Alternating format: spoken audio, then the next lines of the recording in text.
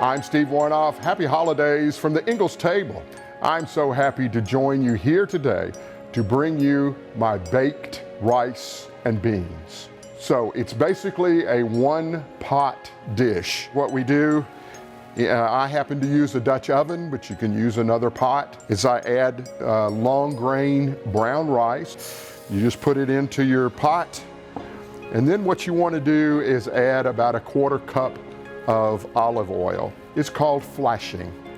And what it does is coats each grain of rice, and you'll see how this turns out in just a little bit. And then you're going to add your seasonings. Smoked paprika gives it a really nice taste. A little bit of cumin, and I like a little bit of heat. So there's a fair amount of cayenne, but of course you can cut it down. Then you add, now I use black beans. You can use kidney beans, you can use pinto beans, whatever beans that you particularly like. Do make sure that when you open up the can, you use a colander and you rinse them before you add them to this particular dish. Next, the all-important salsa. About 16 ounces, 16-ounce jar of nice chunky salsa works really well. And last but not least, we're going to add a couple cups of chicken broth.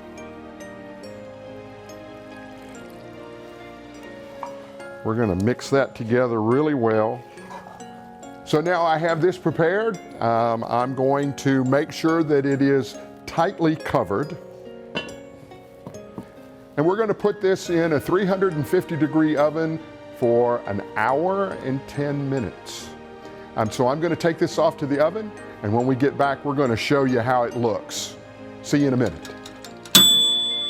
All right, folks, we're back, and I have a finished dish. The other is in the oven right now, but I have one that's actually finished, and this is what it looks like.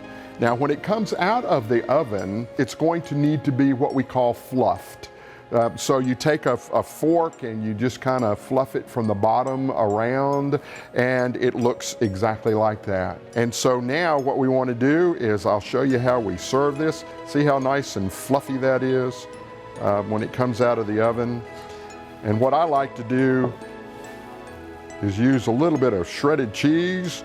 This happens to be a sharp, but you can use whatever you would wish. And of course, a little bit of cilantro because it has the salsa and the cayenne pepper and the cumin. And then top it with a little bit of chopped onion. And that's it. A family favorite that will be the perfect addition for your holiday table. Thanks for joining me here today. Remember to explore the site for more great tips, tricks, and recipes. Happy holidays and Merry Christmas.